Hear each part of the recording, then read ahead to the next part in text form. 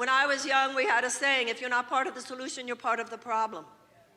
And so it's not like when you look at something like our economic policies or our international policies, people might say, oh, but they were never, those policies were never brought forth in order to intentionally hurt anyone.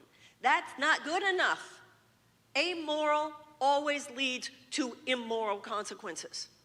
So our economic policy did not start out being immoral, it just started out being amoral. Same with our foreign policy. It did not start out with anyone seeking to be immoral, it just starts out being immoral. That's why, for instance, we can have, for the sake of a $350 billion arms deal with Saudi Arabia, our country, and this would just make our grandparents roll over in their graves.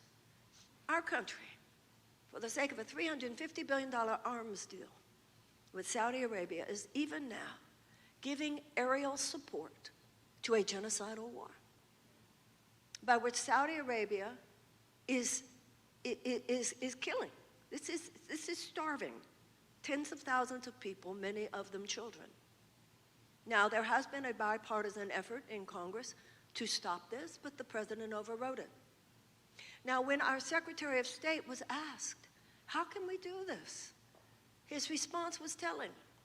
His response was, we can have strategic partnerships with people who do not share our values. You know what that means, ladies and gentlemen? It means we have no values.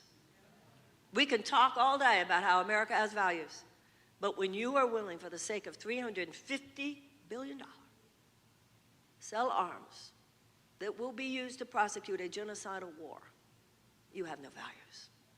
It's over. You are spiritually gone. Because if you're not standing for the light, you are conspiring with the darkness. And that is as true of a nation as it is true of an individual.